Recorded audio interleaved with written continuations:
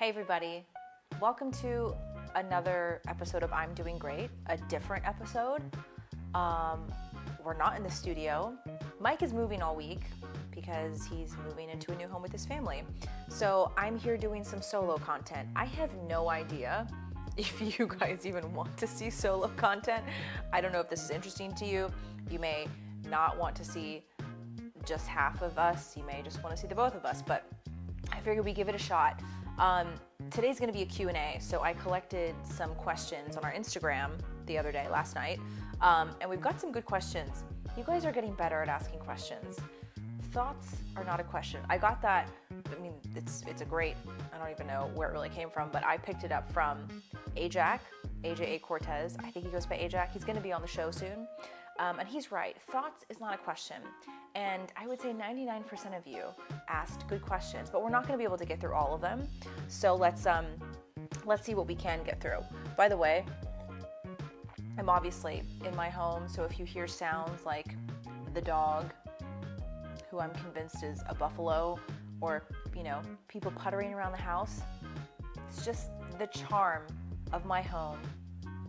The baby is sleeping, so hopefully she doesn't wake up screaming. If she does, we'll just edit that out. Okay, so let's get started.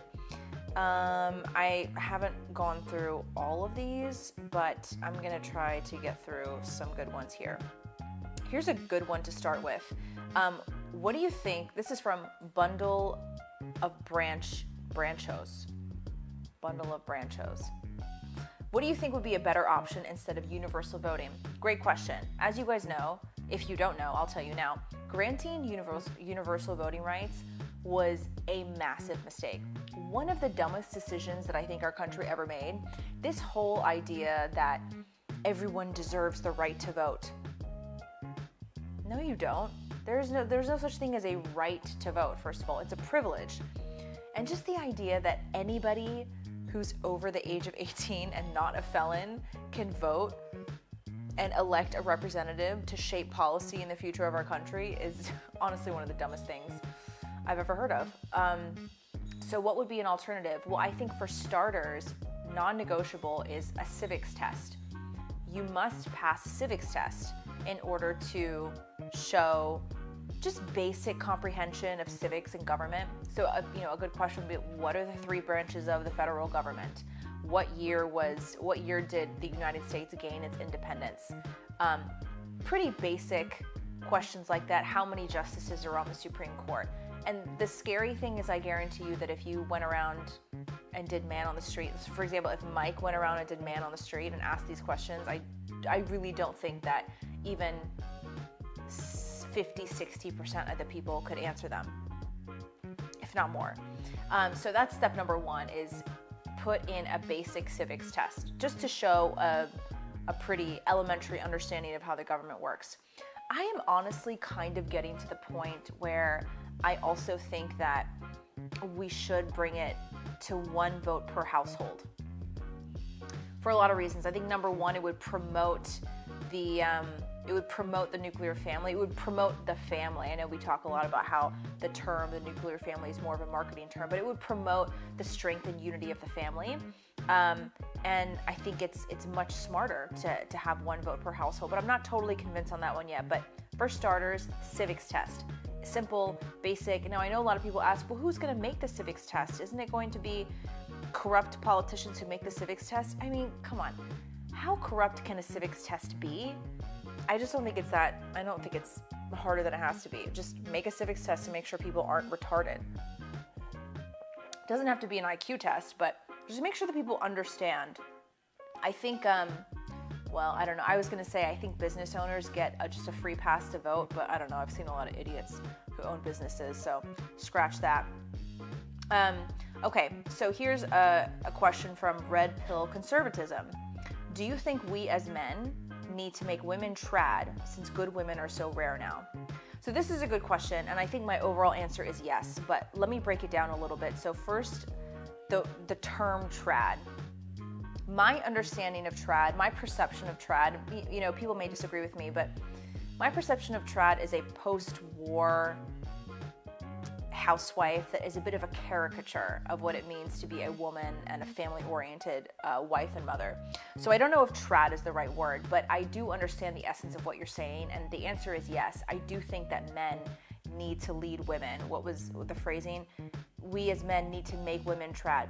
Yes, I do think that men need to bring it upon themselves to lead women to be more traditional, because men are naturally leaders. Men are born leaders. That's how God designed men to lead us. And I think we need more men leading women to the traditional lifestyle. And one of the biggest things that men have to do to do that is take responsibility and to stop simping. Stop simping and putting women on this pedestal as if they need to be worshipped or glorified, because this whole simping thing is what empowers women to act poorly. It empowers women to perpetuate bad behavior. So I do think that men need to step it up and make some changes. I mean, obviously, women, for sure, on a general scale, need to clean it up, because the modern woman is just insufferable. But I think women aren't going to be able to change it on our own. Men need to lead us to do that. And the great thing about men leading women to be, we'll just say trad for lack of better terms, men leading women to be more trad is that, that's just kind of the natural way. That's why women who get married, statistically, they are much more likely to become conservative, because marriage and motherhood, they inherently make you conservative. So I think that it is up to men to change women's hearts and minds and to lead us into a more traditional lifestyle. Now, I think a lot comes with that. I think we need a major cultural shift. But I think when men put their foot down and say no to pornography, say no, again, to simping, say no to the e-girl, right? The girl who's always on Instagram showing her butt and the whole, that kind of influencer. Men need to put a stop to that. And one of the ways they do that is to stop simping. Stop liking their photos, stop commenting, stop paying for OnlyFans, all of that. Okay, Darby.being.human. Let Gina talk more about Bikram Yoga. Not a question, Darby, but I'll take it. People are very interested in Bikram Yoga. I don't know why. I mean, I guess I understand why. Bikram is a wacky guy. I went to teacher training with him in 2013. Yeah, 2013, I studied with him for 9 weeks. He was at my teacher training for the majority of the time. I have taken many of his yoga classes, many. So teacher training with Bikram, I mean, this isn't the case anymore because basically his whole empire got shut down and he's on the run. But in the height of the Bikram empire, teacher training is a 9-week full-on intensive program. Like, people have to quit their jobs to go do it. And it's almost always in some crappy hotel. So my teacher training was in the Radisson Hotel, Radisson LAX, like the Radisson right outside the LA airport. It was just trash. But I have to say, those 9 weeks that I spent there were some of the most fun weeks of my life, because you're in this training. My training had about 350 people there. And every single day, you go to the hot room and you do yoga, and it's twice a day, Monday through Friday, and once a day on Saturday. So that's 11 classes a week. You're in the hot room most of the time. Bikram's wife, I don't know if it's ex-wife now, Rajashree, she teaches in the morning, and she's a little bit more chill. She's not going to kill you and push you.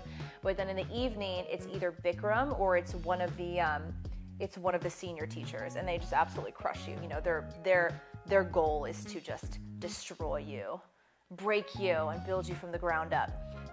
And sometimes classes with Bikram would go for over 2 hours, 2.5 hours, and he likes to talk and sing, and he's just this wacky guru. He's a character. He's like a cartoon character that you would imagine a wacky Indian guru is. And he gives tons of life advice. He has a gift of pointing out people in the crowd, a sea of 350 people. He somehow has a gift of pointing out people who are either being really lazy and or pointing out people who are really in need. there's something there. He has a gift. I mean, there's no denying that. And I know everything that you see online about him, everything, all the documentaries and articles paint him out to be some sort of vicious rapist who's just a narcissist. I mean, he probably is a narcissist. But the Bikram that I knew and the Bikram that everyone in the community that I know, the Bikram they all knew, he's not that. Having said that, I don't know if he physically forced himself on women and assaulted women, but I will tell you this, women were simply throwing themselves at him. They would do anything to sit in the front row at his lectures, which by the way lasted until like 3 o'clock in the morning. So you get up in the morning, you go practice yoga, right? And then during the day you have lectures and posture clinics. So you go over, you study the yoga, you study all the postures, the asanas, and then in the evening you go for another class. And then in the evening after dinner, you have evening lecture. And you sit in the auditorium with Bikram. Sometimes he'll talk for an hour. Sometimes he'll talk for 4 or 5 hours. It just depends on what kind of mood he's in. And sometimes he'll make you sit and watch Bollywood movies with him. And nobody is allowed to leave. Nobody's allowed to leave. So everyone has to stay in the room and watch Bollywood movies with him until like 3 o'clock in the morning, if that's what he wants. But anyway, in the evening lectures, women would just die. They would do anything to sit in the front row and massage his feet. So gross. I was one of those people that always sat in the back row with my friends. I was always just like in the back row kind of laughing at everything. But there were a whole group of girls. They would get to the lecture like an hour early just to wait outside, so when the doors open, they could go into the front row and sit right in front of him. They want to massage his feet, they want to brush his hair, they just want to be around him. It's disgusting. And then a lot of these girls also will do anything to go up to his hotel room. So, it's a two-way street. You've got girls who are throwing themselves at him. Did he, cross the line with some women? I don't know, probably. But my experience with Bikram at Bikram Yoga teacher training was honestly one of the most fun experiences of my life. This is probably going to be the thing that I'm canceled for, right? Because everybody hates Bikram. But I think he's hilarious. Sometimes if I have trouble sleeping at night, I just think about like the hilarious things that he said. There was this really fat girl at teacher training. I mean, this is the thing about Bikram. He gives you exactly what you need. So there is this fat girl. So one of the first things you have to do at teacher training is you have to go up in front of the whole crowd. 350 people in front of Bikram. He's in the front row watching everybody, and you have to teach a posture, right? So you have to teach a posture. So one of the best things that Bikram Yoga gave me was fairly good public speaking skills, because I got used to speaking in front of hundreds of people. And so you would stand up there and you would teach a posture, and he would judge you in front of everybody. And there was this fat girl who went up there, and he said to her, "You know what?" He said, you're too fat. You eat half sandwich. You eat only half sandwich." That's not his accent, but you get what I'm saying. So he told the girl to eat half a sandwich, which is like, that's pretty sound advice. Portion control, babe.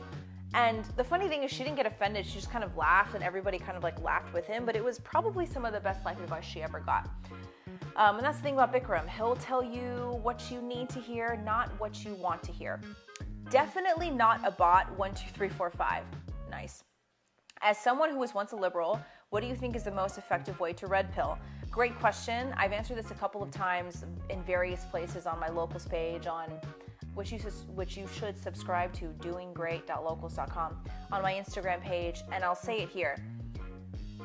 There is, in most cases, nothing you can say to people to change their minds. Yes, of course, it's very helpful to share data and statistics and facts that will help break down and crumble liberals' arguments, for example, about police brutality against Black people in America, about universal basic income, about the rich not paying their taxes. You can give a lot of facts and data and statistics, and in many cases, some people are red-pilled by facts. But the most powerful way to change people's minds, especially when it comes to politics and culture, is to live a life so great, to be so successful, to shine so bright. I know that sounds cheesy, but to shine so bright that people can't help but notice. That's the most effective way to red pill somebody. It's the most effective way to change people's minds about health and fitness, the most effective way to change people's minds about anything in their lifestyle. and even about their political views. You need to be somebody that is living such an incredible life that people cannot help but stop and stare and say, what does that person have that I don't have? I want what that person has. What is so special about that person? Because, I've had a lot of different phases of my life: college, graduate school, traveling around the world teaching yoga, living in San Francisco. So I have a lot of friends from different pockets of my life. And I'll tell you, most people who come to me and share with me that in some way, shape, or form, I have helped them wake up to the lies of mainstream society, most of them tell me that it's not because of what I said, but it's because they felt something. They watched me or they spent time with me and they just felt something. This is not a way to toot my own horn. This is just, I'm telling you what has worked for me and friends in the past. You just have to live a life that people want to live. I know that's an inconvenient answer, because what it takes is, it doesn't take learning or education. What it takes is you overhauling your life and becoming the person that people want to become. And I think that's a much more effective way to red pill people. That's why I think it is important to have influencers in the social media space who live a traditional life, who are very, very happy with their choices, or happy parents, or happy mom or dad. And seeing happy people be successful in their life is the single most effective way to red pill people. But accompanied by that, of course, you need to be informed. You have to be smart. You have to be ready to debate things like abortion and mass immigration and the idiocy of universal health care. Of course, you need all that. But anybody can memorize facts. Anybody can say facts and data and statistics. But not everybody can live such a great life that people can't help but notice. So that's my advice there. Not to say that I live such a great life. I'm not saying that at all. Chels Chrysostomo. I'm so sorry if I butchered that. Did you and your husband go on a honeymoon? If so, where? My husband and I got married in the height of COVID, June 2020.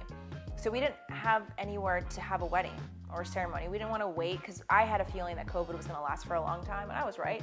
And I'm glad we didn't wait, because we would have been waiting for a long time to have a real wedding. So we didn't really have a honeymoon. I guess technically our honeymoon was a couple months later. We went to Florida for 2 days. But that was it. So no, we didn't really have a honeymoon. We also didn't have a public wedding, which was a shame. But I'm also not somebody, I never really wanted a wedding. I'm not a wedding person. My husband's not either. I think it's honestly a waste of money, and I think it's more for family and guests than it is for you.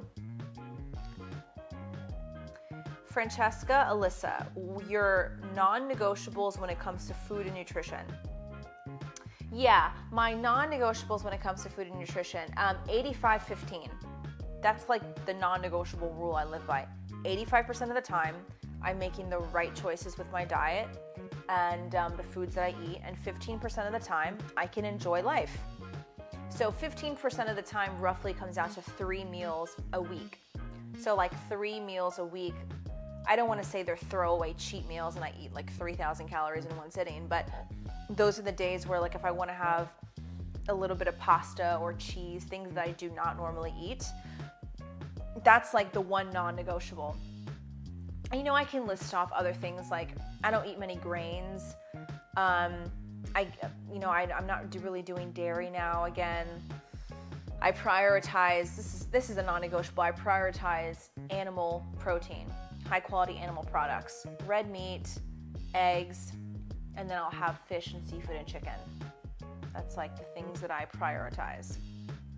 Blue Jay XL. What can young men do to make themselves marriage material? Skills / habits, etc. This is a really good question.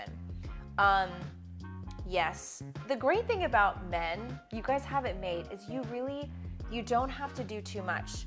You don't even particularly have to be that handsome. All you have to do is be in good shape. So get fit, which, thankfully for you guys, is really not that hard. Get fit and look good, dress nicely, be funny, have a sense of humor, even if it's a self-deprecating sense of humor, and be successful at something. Now, like, what are the main characteristics of a man, of a good man? He's a protector and he's a provider. And so this is why I really, really recommend to all men that you learn how to fight. Choose whatever martial arts that you want to get yourself into, but learn how to fight, learn how to defend yourself, and learn how to defend your family. That is a skill that all men need to have. And the great thing about learning how to fight as a man is that it significantly decreases your likelihood of getting into a fight. Because a man who is confident in his abilities to defend himself and defend his family has no need to look for trouble, has no need to act out on aggressive impulses. Because the thing about martial arts is that it's about peace. That's really what it is. So if you go to like most jiu-jitsu schools, I mean, I don't know how it is today, but a lot of jiu-jitsu schools, like if you get into a fight outside of the gym, you're not allowed back in. And like it's really about peace. So I highly recommend that men learn how to fight in some way, shape, or form. We're a jiu-jitsu family. My husband's, as you know, a black belt in jiu-jitsu. I highly recommend jiu-jitsu for a lot of reasons. Number one is because I think it's the most useful self-defense if you have to pick one. Because if anybody comes at you on the street, you know, minus situations that involve a gun, but even like with a knife, if somebody comes at you, the altercation is always going to end up on the ground, right? So if you're a boxer, like that's great, but that's not going to be as useful in that situation. And when you're on the ground, it's jiu-jitsu. And the great thing about jiu-jitsu is that it's the gentle art. The smaller person can dominate the larger person as long as they have more technique, right? So if a large guy is coming at you and you have a little bit of jiu-jitsu technique, you can dominate them. So learn how to fight and get fit. That's number one. And, you know, be successful, men. I know that's broad and vague, but be professionally successful. If you do those two things, granted, at the same time, you have family values, you want to be a husband, you want to be a father, and you prioritize family. If you have those two things, that makes you an incredibly eligible bachelor that women will just fawn over. Again, you don't even really need to be that handsome. It's really not even about looks. Like, just smile, be a gentleman, and find a way to be professionally successful. It doesn't matter what it is. You don't have to like be the next Elon Musk, but I don't know, start your own business or do really well at the company you're working at. But professional success and physical fitness / knowing how to fight and be funny. Women love it when guys are funny. You can be ugly and be funny. I mean, look at the comedians. I don't know. I can't think of really ugly comedians right now, but they always get hot chicks. David Benway, what issue should conservatives be putting the most fire behind? I would say abortion. David, I agree with you 100%. 100%. I think abortion is the single most important issue in our culture, in our society today. I think it is the single greatest injustice happening in our society. The fact that we have millions of babies murdered in the womb by being poisoned or having their limbs ripped from them and their skulls crushed just because hoes want to hoe. That is an incredible injustice. It is a million times worse than slavery. Abortion is a million times worse than slavery ever was and ever will be. And the fact that not only have we, not like forgotten about how heinous abortion is, but our culture has flipped it and we've now glorified abortion as if it's the right thing to do. And I think it is the issue that conservatives should be rallying behind the most for a lot of reasons. Because if we actually supported mothers, because abortion is anti-women, it's anti-women, and abortion is the direct product of feminism. And I think if we really, really attack abortion and shift the cultural conversation around what it means to be a woman and a mother, I think that will do the most good for society. I think that is the single issue that we need to get behind. Now, unfortunately, the thing about abortion is that it's such an emotional topic that it's the one topic that in my experience, I don't think it pays to get upset about. That's why, I try to tread lightly when I talk about abortion to other women, because once it becomes an emotional conversation, they don't hear anything you say. And I also fully recognize that many women, not all, because there are some women who know exactly what they're doing, but many women have become victims of the predatory abortion industry, which is propped up and funded by the federal government. So I think that a lot of women have been lied to and duped and tricked into having abortions, and they didn't know actually what the procedure was going to be. They had no idea. I've had friends, personal friends, who have come to me after having an abortion just totally broken because they did not know what was going to happen. They didn't know what it was going to be like. They didn't know that they were going to have to pass their unborn baby in the toilet. So I do recognize that there are a lot of women who have become prey to the predatory abortion industry. Now, having said that, there are many whores who want to kill babies. They don't deserve any sympathy. But I do think that abortion is the single issue that conservatives should be rallying behind the most. I would say that mass immigration is another really, really big one. It's up there too, maybe number 2. Mass immigration is something that we really need to talk about, which is why Trump won in 2016. I don't want to hear this nonsense about how Trump he won because he's a celebrity and people like to see him on TV. That's BS. Total BS. Trump won on policy. He won on policy in 2016, and that's one of the reasons why he lost in 2020. Was there a voter fraud? I believe there was. I don't know to what extent. I haven't seen that Dinesh D'Souza movie yet, 2000 Mules. I plan to. I mean, I believe there was voter fraud, but I do also believe that not nearly as many people voted for him as they did in 2016, because what was Trump's policy in 2020? What was his policy? He didn't really have a policy. It was just like anti-COVID, anti-Biden. That's not good enough policy. His 2016 platform was bomb. It invigorated so much of our country, for good reason, because mass immigration is a huge problem. It's a massive problem that should have been addressed a long time ago, and the fact that Trump had the guts to talk about it in 2016 is like the number one reason that he won. So that's another issue that I think we need to be rallying behind, but people are too cowardly to do it. Codeman Robinson, how to talk to Christians that are for Roe versus Wade. Just the fact that people think there's such thing as a pro-abortion Christian, or the sanitized term pro-choice Christian, it doesn't exist. Oxymoron, okay? It's like saying it's like a tall midget or a short giant. Doesn't exist. Doesn't exist. You can't be Christian and be pro-abortion / pro-choice. Pro-choice is not even a term, but you guys know how I feel about that term. It's propaganda. So how do you talk to Christians about it? Well, that's a good question. I mean, here's my thing. I don't think that you need to talk to Christians about abortion any differently than you need to talk to anyone else. I don't think you need to, because regardless of what your faith is, there is a very, very good case to make against abortion.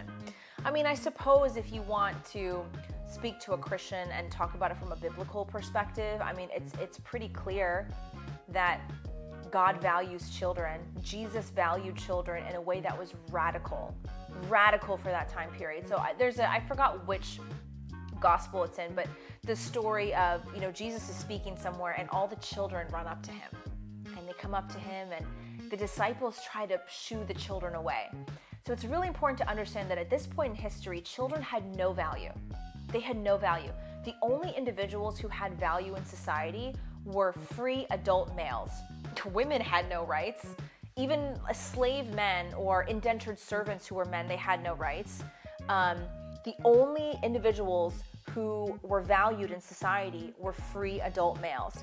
So at this point, you got to put it in context. Like today, if you have a bunch of kids running up to somebody, it's like not a big deal. But back then, kids running up to Jesus, that's why the disciples were trying to push the kids away, because they're like, no, get away. And what did Jesus do? He said, let the children come to me. No, stop. Let them come to me. Let them come to me. And then, that was radical enough in and of itself. And then he said something so radical. He said, you cannot enter the kingdom of God unless you have the faith and the mind of a child, childlike faith. And so it's so important to understand that, again, children were not valued before this. And when Jesus came, Not only did he totally redefine the relationship between husband and wife, men and women, he said that husbands are meant to love their wife the way that Jesus loved the church, and to give his life for his wife the way that Christ gave his life for the church. Radical. Totally controversial, never been really uttered in a major way in history. Women were disposable before then. Same thing with children. Children were not valued. And when Jesus came, he made a very radical statement, and he accepted the children. He wanted children at his feet. He thought children were precious, and he encouraged people to see children as a gift. And there's so much scripture is there in the Bible about children being a gift from God, a true gift from God. And as a mother now, I mean, it really becomes so much more clear of what Christ really meant by that. Because children are a gift, and God knows every single hair on the child's head, and he values each and every child from conception. Each and every baby from the second that they are conceived. It doesn't matter how old they are, it doesn't matter what stage of growth or gestation they're in, it doesn't matter what their location is, whether they're in the mother's womb. Can you hear my dog running down the stairs like a Tatanka?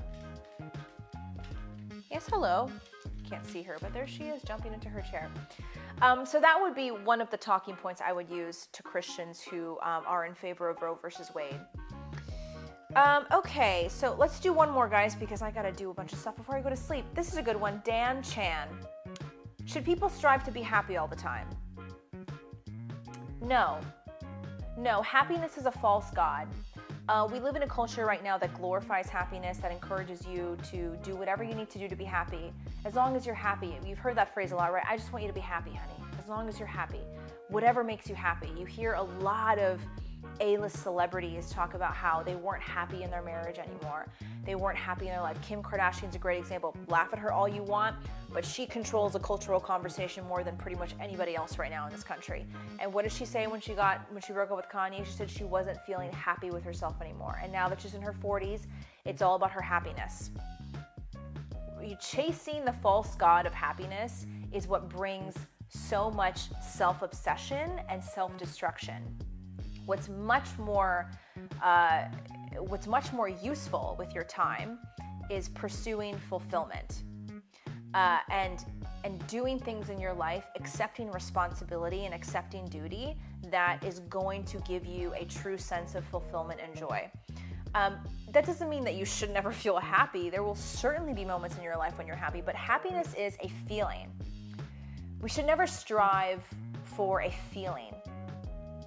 Right? Because feelings are fleeting. Sometimes feelings aren't necessarily true. Sometimes they're not valid. This whole thing of your feelings are valid. No, they're not. Your feelings are not always valid. And it's a waste of time to chase after a particular feeling. It's much more useful to chase after responsibility and duty, and that's the thing that's going to bring you fulfillment. It's just like Jordan Peterson says all the time, the most difficult things in life are going to give you the most reward. So no, I don't think that people should strive to be happy. I do think that every day you should strive to be grateful. And, gratitude is going to look different. It's not going to necessarily mean that you're smile on your face and totally happy all the time, but it does mean that you have a sense of, you have an awareness of the many gifts that you've been given. Because if you are alive today, especially in America, you are living in the best time ever in the history of mankind, and you should be grateful every single morning that you wake up to that. Let's see, is there anything else? Okay, I'll do one more question because a friend of the show, oh my gosh, Josh, 47. Have you given up vegetables after learning that they're bad for you? Yeah, I mean, look, the jury's still out on whether all vegetables are bad for you. I definitely see the merit in cruciferous vegetables like broccoli, cauliflower, kale. Total trash. I don't eat them anymore. But vegetables like zucchini, mushrooms, cucumbers, things like that, I still don't think that those kinds of vegetables are bad for you. I do think it depends on how they're grown. I do think it depends on the kind of vegetable. And I think it also depends on how you feel. I feel fine when I eat those kinds of vegetables. I feel like crap when I eat broccoli and Brussels sprouts and things like that. So I don't eat those anymore. But I haven't totally given up vegetables. I just eat them a lot less. So that's that. Look, I hope you guys enjoyed this. If you didn't enjoy it, well, I'm so very sorry. don't know why you made it all the way to the end if you didn't enjoy this. Maybe I'll do some more content like this from home. Comment, tell me what you liked, tell me what you didn't like, tell me what you'd like to see in the next video. We don't really have many guests lined up for the next couple of weeks, but we do have one guest coming at the end of this month who has been on the show before, and you will love seeing him again. So we'll keep you updated on everything. Thank you all for joining and being part of the show. Share with your friends. Hope you have a great night, and bye-bye. There we go. Are you my buffalo? Are you Tatanka? Say hello. Coxinha safada, coxinha gostosa, coxinha safada. Are you safadinha? She's so big and fat. When we got her, she peed on my husband the first time that he held her. Oh, you're so stupid. You're so big and stupid. You're so big and stupid. I'm just kidding. Say bye-bye. That's a big belly.